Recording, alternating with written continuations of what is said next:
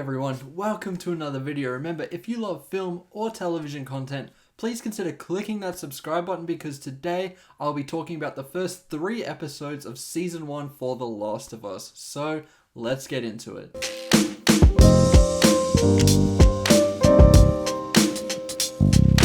I've been pretty open with you over the course of my channel how I generally feel about video game adaptations, whether that be to a movie or a TV show. And as someone who has loved games forever, and especially Naughty Dog games, I really wanted strong adaptations.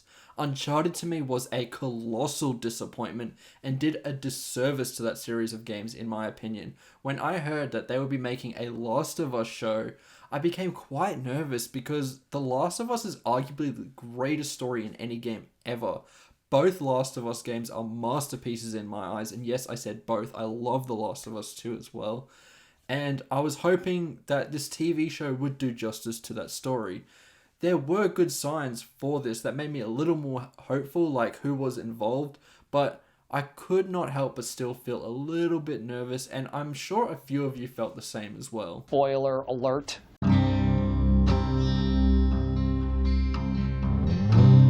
We then kick it off with episode 1, which was a great start, even if I was not as high on it as a lot of you out there were. I saw for a brief moment after this episode that the show had a higher IMDb score overall than Breaking Bad, which I believe is the highest rated show of all time on that platform. I mean, that first episode was good, don't get me wrong, but to say that it was better than the entirety of Breaking Bad after one episode is not a good thing to put out there because people are instantly going to start making comparisons and The Last of Us is going to suffer because of it, because Breaking Bad is a legendary TV show and everyone knows out there that that is, at this stage, a superior TV show. This episode felt pretty close to a one-to-one adaptation, and to me, that instantly makes this pretty great because you're adapting a legendary piece of work that connects with me greatly. However, I could not help but feel a little bit disappointed because of that. And before someone says, well, what do you want from this show, Kane? I will tell you. I would like to see you pay respect to the source material by showcasing the really important moments in the story and getting that right, while also building off the world and adding context to characters when necessary. And I felt like this episode only touched on that a small amount, hence my disappointment. Now, once again, let me reiterate, I don't think that this was a bad episode. I would say it's a 4 out of 5 quality episode. The acting is great. I think Pedro Pascal and Bella Ramsey are phenomenal in their respective roles, and they clearly care about the job that they are doing. And they have done a great job of capturing the world of The Last of Us. The scene with Sarah at the beginning was pretty heartbreaking as per usual. And I like that we saw a little more information about what Joel was doing before Ellie is introduced into his life. It further showed, as he is dumping these dead bodies into the fire, that this world has just taken a massive toll on him to the point where he just doesn't really care anymore. I also like the cold open about giving us a little more information surrounding the virus that causes the apocalypse in this show. And it's a pretty scary thing because in a way it is very, very real. The virus actually impacts ants, if you didn't know. I'm sure with the show releasing you've heard that ad nauseum, but I'm going to say it as well.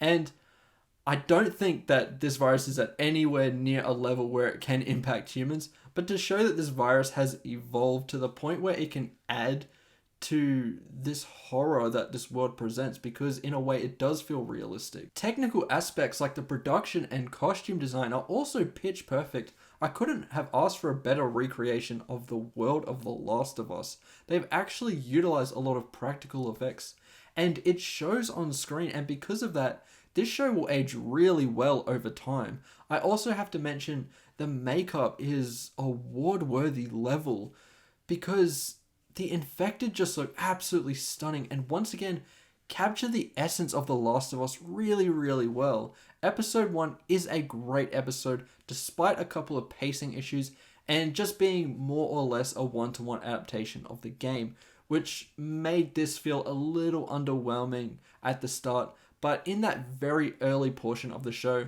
I was happy to see what it brought to us and excited for what episode 2 can bring.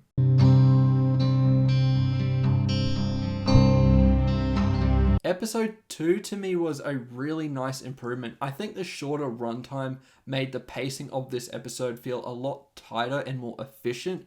It was also directed by Neil Druckmann, so the episode for the most part felt fairly similar to the game. Now, say what you want about Neil Druckmann, but you cannot deny that he is an extremely talented director, and the amount of slander that he has received after the release of the second game, where a lot of people completely discredit them.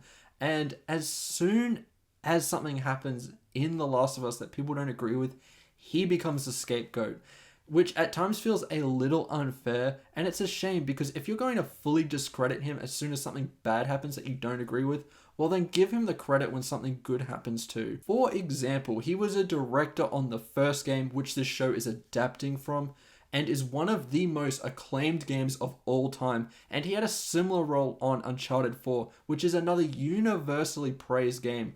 Once again, I think he nails this episode and manages to translate gameplay moments into this series really well. The tense sequence with the clickers was absolutely amazing. It was also a really nice creative choice to have the moment where Joel is hiding from the clicker, to not actually show where the clicker is and only hear it, because I think that might have been the series' way of showcasing that hearing mechanic in the games in a more realistic sense. It also added to the tension of the scene quite nicely.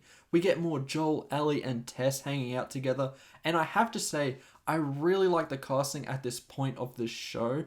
I was still not on the level of thinking they match up to their game counterparts, but as this show has actually put in a ton of effort, and especially with the performances, I can pretty much separate the show and the game and appreciate them both for what they do. The new thing added here is having that interconnected element with the infected, so if someone steps on this certain fungus, it alerts absolutely every single infected person in the area, and I think that also fits the world pretty well. The only thing that held this episode back a little bit was Tess's death scene. It just didn't hit me as much as I would have liked to. But to be honest, in the game, Tess's death is far from the most tragic thing that happens, but I still feel something when it does happen. I also agree that the kiss with the infected was a bit of a strange choice. I don't hate it, but I needed a little bit more of a justification as to why it happened, because from what I've seen, it really wasn't enough and just felt a little bit out of place. Honestly, I would give this episode a 4.5 out of 5. I'm still not thinking that this is one of the greatest shows of all time, but it definitely is enjoyable and is doing a pretty good job of adapting from the source material.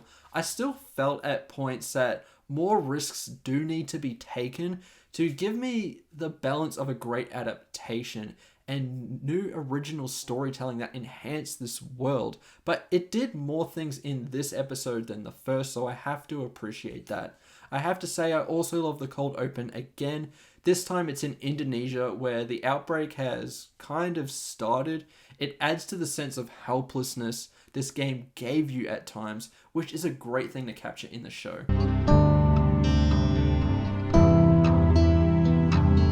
Now, we have episode 3, which is actually the episode that motivated me to review this in a 3-part format rather than just doing the whole thing in one go.